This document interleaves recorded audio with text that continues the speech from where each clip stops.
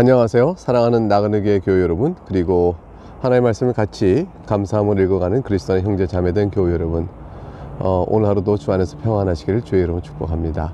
오늘 읽을 하나님의 말씀은 시편 13편의 말씀입니다. 13편은 다윗이 지은 시죠.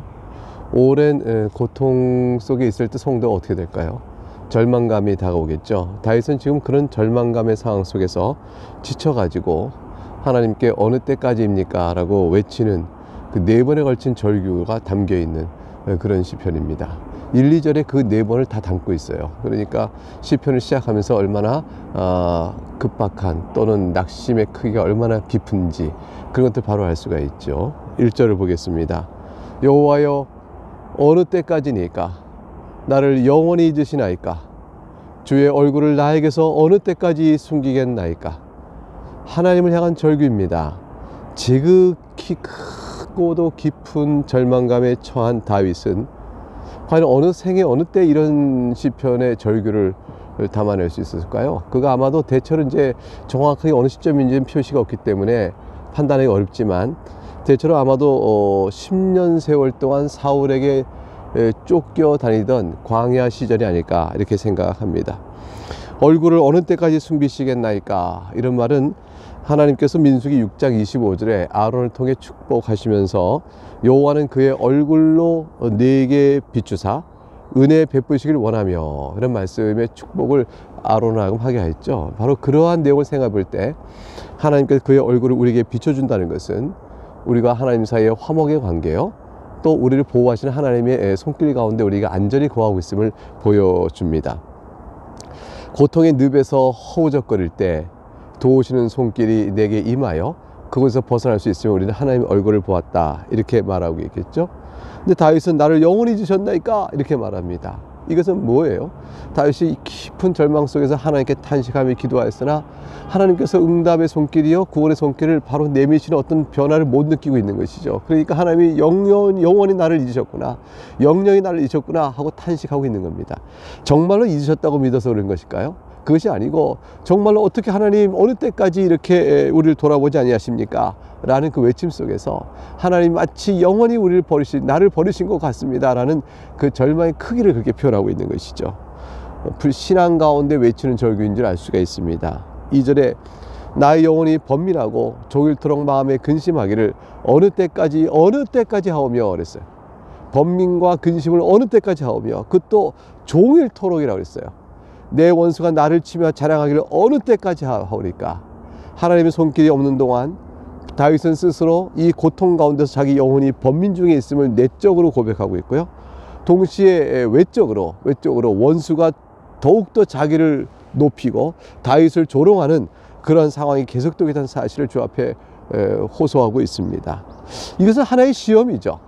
다윗의 원수가 악인이 점점 다윗을 더욱 치며 조롱하고 자기를 높이고 자랑할 때, 그러나 마음의 근심과 영혼의 압박이 오고 있는데 하나님의 손길이 없을 때, 이것은 하나의 신자에게는 신앙적 시험입니다. 그때 다윗은 어떻게 해야 될까요? 하나님을 찾는 것이죠. 이 믿음의 증거를 보이는 겁니다. 어느 때까지 오며 어느 때까지 하리까? 그래서 하나님 도와주세요 라는 강렬한 이 고통의 무게를 다 담은 절규이면서 도움을 청하는 하나님을 향한 의지의 마음을, 그 신앙을 나타내 보이고 있는 것입니다.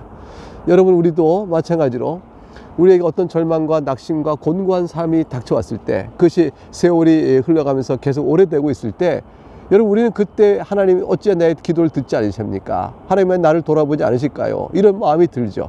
그런 마음일 때 우리는 더욱더 주 앞에 엎드려야 합니다. 하나님 보고 계시거든요. 다 알고 계시거든요. 자, 그래서 3절에 다윗은 이렇게 구원을 간구하죠.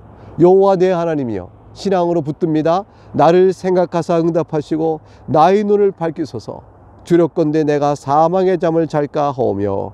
나를 생각하사 응답하시고 라는 말씀의 뜻은 하나님의 긍휼의 보호를 간구하는 거예요. 하나님께서 나를 생각하실 것이라, 하나님께서 나를 생각하시고 나를 아시니 나를 어려움을 보시고 응답하실 거야 라는 믿음의 전제죠. 다윗은 하나님과 자신 사이의 관계를 확신하고 있었던 겁니다. 그래서 눈을 밝히소서, 내 눈을 밝히소서 라고 말하고 있어요. 이것은 하나님께서 그의 얼굴을 내게 비추어 주는 것을 내가 볼 수 있게끔 하여 주옵소서. 좌절 가운데 있지 않고 하나님께서 일하실 것임을 내가 분명히 믿고 확신할 수 있게 하여 주옵소서.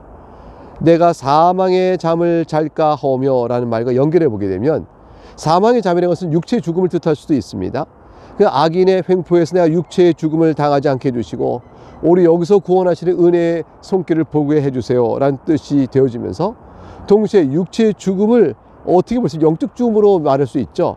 응답이 늦어지니까 하나님 얼굴을 바라보지 못한 채 영적으로 낙심하여 하나님께서 멀어지는 사망의 잠을 잘까 주님 두렵습니다. 저로 하여금 주님께서 육신의 생명을 보존하실 것이며 이러한 확신 가운데서 하나님의 손길을 의지하고 믿고 나가는 동안에 내가 믿음이 연약하여 사망의 잠, 영적으로 사망의 잠에 잘까 두려우니 믿음 없는 나를 불쌍히 해주시고 연약한 나를 불쌍히 해주시고 주여 도와주옵소서라는 것이에요. 사랑하는 여러분, 우리의 연약함을 아시는 주님께서 우리가 넘어지지 않도록 붙들어 주십니다.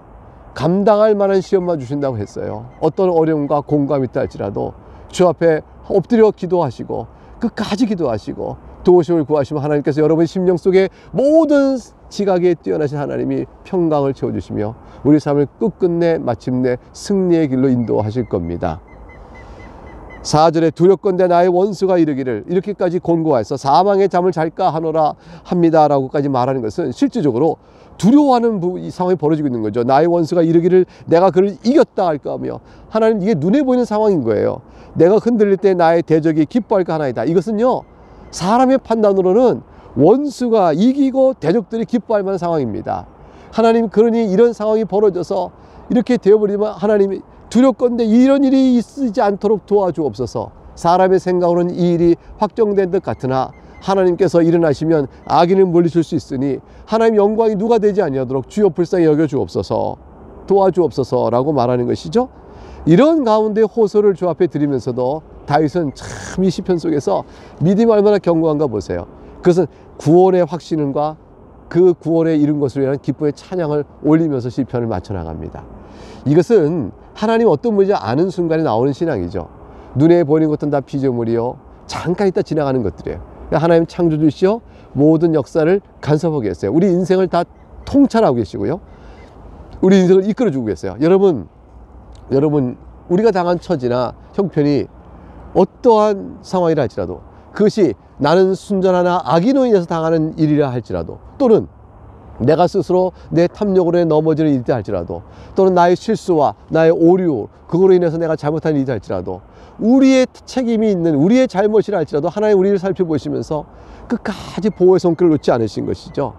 그러니까 우리는 순전하나 악인이 우리를 칠 때라도 그러하며 우리의 허물로 주 앞에 나갈 때라도 하나님께서는 우리를 향한 선한 뜻을 놓치지 아니하시니 우리는 어떠하든지, 5절 보세요. 나는 오직 주의 사랑을 의지하여 싸우니. 다윗도 하나님의 사랑만을 의지합니다. 다윗은 완전한 사람이 아니에요. 그는 내가 만군의 여호와 이름은 나가노라 할 때는 그가 굳은 신앙을 보였지만, 그렇지 않을 때 다윗은 또 많은 허물이 있는 사람입니다. 그러나 다윗은 오직 하나를 의지합니다. 내가 주의 사랑을 의지하여 싸우니 내 마음은 주의 구원을 기뻐하리이다. 주의 사랑을 의지할 수 있는 근거는 뭘까요? 지금까지 주님이 내게 베푸신 사랑을 기억하고 있는 것이죠. 하나님은 나를 사랑하십니다. 여러분을 지금까지 하나님이 사랑해 오신 여러 일들을 기억하실 것입니다. 그 사랑을 붙드십시오. 여러분에게 사랑을 주신 주님은 과거엔 주었으나 지금은 안 주시고 장래도 안 주실 그럴 분이 계신 것이 아니에요. 우리가 주님의 사랑을 받을 때도 우리가 무엇을 잘하여 사랑을 조건과 공로와 대가로 받은 적이 있습니까? 다 하나님의 은혜로 받은 사랑이죠. 하나님의 은혜로 받으신 사랑은 하나님 우리를 사랑하시기 때문이에요. 그래서 우리를 향한 하나님의 사랑은 변치 않습니다. 이게 주의 사랑을 의지하여 싸우니 나의 마음은 주의 구원을 기뻐합니다. 장래 이말 구원을 보면서 기뻐하죠. 6절에서 보듯이 이 모든 일은 어떻게 내게 이루어집니까? 하나님이 나를 선대하시기 때문이죠. 6절에 읽어볼까요? 내가 여호와를 찬송하리니 이는 주께서 내게 은덕을 베푸심이로다. 사랑하는 교우 여러분, 1절과 2절을 오늘 읽었던 시편의 1절과 2절과 비교해볼까요? 1절에 이렇게 되어 있었죠. 여호와여 어느 때까지니까 나를 영원히 잊으시나이까, 주의 얼굴을 나에게서 어느 때까지 숨기시겠나이까. 2절 때까지 영원히 번민하고 종일토록 마음에 근심하기를 어느 때까지 하며 내 원수가 나를 치며 자랑하기를 어느 때까지 하리까. 어느 때까지 4번에 반복한 이 절규, 거기다가 영원히 지었습니까? 라고 할 만한 절망감의 깊이와 그 크기, 이것과 비교할 때 5절 6절 불과 5절 6절에서 나는 오직 주의 사랑을 의지하여 싸우니 나의 마음 주의 구원을 기뻐하며 여호와를 찬송하니 내게 은덕을 베푸시미로다, 이렇게 되잖아요.